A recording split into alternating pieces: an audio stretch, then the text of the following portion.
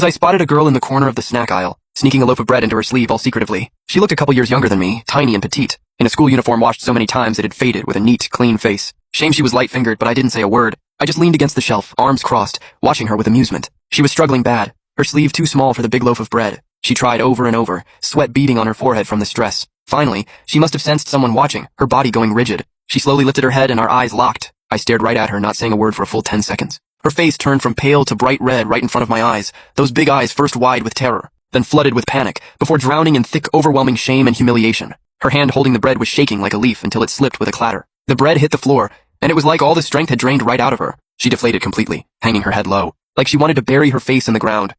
Boring.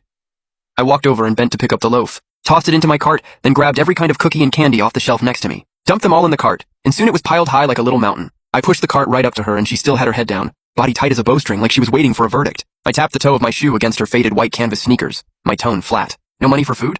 Her body jolted a little. Then she gave the tiniest nod before a second later, like she'd remembered something. She shook her head hard. I was starting to get annoyed. You nodding then shaking your head, you putting on a mime show? What's going on? Spit it out!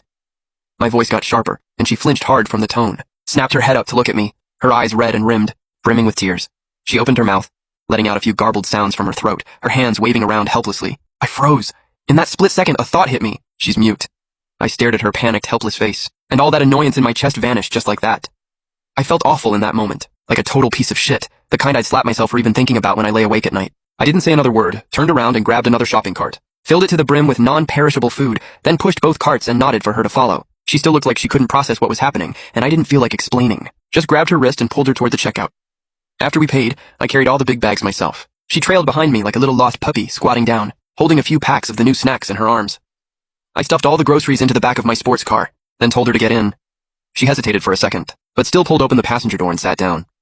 Right after, I asked her for her home address. She took my phone, her tiny fingers tapping at the screen for what felt like forever, finally dropping a pin on a location, an old part of town, a rundown dump I'd never even drive past. I didn't say a word about it. Just started the car. The whole ride, the silence in the car was deafening. She kept her head down the whole time, her hands clutching tight at the hem of her shirt. The car wound through narrow, beat-up alleyways, finally stopping in front of a rickety old apartment building. I turned off the engine and helped her carry the food out of the car. The hallway was dark and damp, reeking of mildew and a bunch of other unidentifiable gross smells. She led me up to the third floor and unlocked a wooden door with peeling paint. A thick wave of herbal medicine hit me the second the door opened.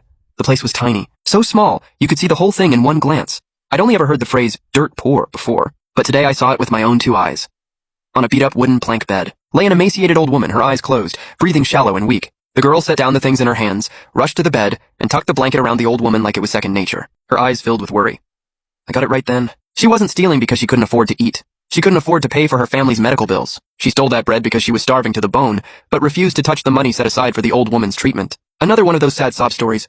I've never been able to stand this kind of thing. Once the girl had settled her grandma, she walked over to me and bowed deeply, then grabbed a beat-up old notebook from the table and scribbled something down fast. On the page was a line of neat, delicate handwriting. Thank you.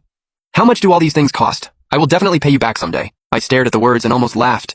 Pay me back? With what? Another heist at the grocery store? I didn't say a word, just pulled out my phone and dialed my family's personal assistant. Spoke into the phone, plain and simple. Wang, get me a private ICU room at the downtown hospital. Send an ambulance to the address in the old West Side apartment complex in 15 minutes. I'll text you the location. All expenses. Come straight out of my account. The whole thing took less than a minute. The girl was staring at me completely dumbfounded, her mouth hanging open. She forgot to cry, forgot to write, I get it. What would take her a whole lifetime of scraping and saving to even dream of was just a single phone call for me. I tapped the duffel bag by her foot with my shoe. What are you staring for? Pack your stuff, we're heading to the hospital. She snapped out of it like she'd just woken up, immediately scrambling to pack her things, though there really wasn't much to pack. A few faded old clothes, a chipped enamel mug. The ambulance got there fast, and the professional paramedics lifted the old woman onto the stretcher with extreme care. The whole time, the girl clung tight to the hem of my shirt, like she was scared I'd vanish out of nowhere. It felt a little weird, but I didn't shake her off. Once we got to the hospital, everything was already set up perfectly. A private ICU room with round-the-clock nurses, a top team of specialists starting their consultation right away. I stood outside the bright, clean hospital room, watching the doctors and nurses rushing around inside, and the girl standing by the bed, looking equal parts terrified and grateful. That dark cloud hanging over me from Tang Long's death? It felt like it lifted a little. Turns out money really can buy you a better mood. Just then, I felt a light tug on my sleeve again. She held that beat-up notebook out to me, the page reading, "How can I ever repay you for your kindness?" I leaned against the doorframe and looked at her. I never asked you to pay me back. She panicked, scribbling so fast on the page her handwriting got messy. No, I can't just take your money for nothing. You're a good person. When I saw those words, good person, the smile on my face only grew. In this day and age, someone like me gets to be called a good person? Money really is amazing. I cut her off mid-right. First off, I'm not a good person. Second, I told you I hate hassle more than anything. You standing here arguing with me about this? That's just being a hassle, you get it? She looked totally confused by my backwards logic, just staring at me blankly, not knowing how to respond. I stared at her face, sighed, walked right up to her, and cut the crap. Grabbed the notebook and pen out of her hand, and scribbled down a few lines fast. Think of this as me buying insurance in advance. You study hard, get into a good college, and if I ever hit hard times, and end up begging on the street, you owe me a meal, that's it. After writing, I shoved the notebook back into her hands. She stared at the words for what felt like an eternity, then lifted her head, those eyes as clear and clean as mountain spring water, finally broke down crying. She didn't make a sound, just let the tears fall silently, one after another, hitting the beat-up old notebook page. I looked away awkwardly.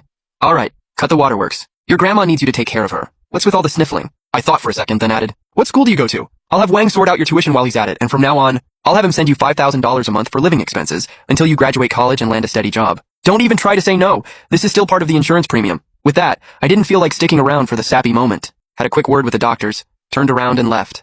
I drove down the wide open road, and suddenly thought it was all a little ridiculous. Me, the second son of the Jiang family. Me? Hit hard times? There's no way in hell that's ever happening. Alright, fine. I was just throwing money around to buy myself some good karma. Let's be real, everyone around me is more ruthless than the next.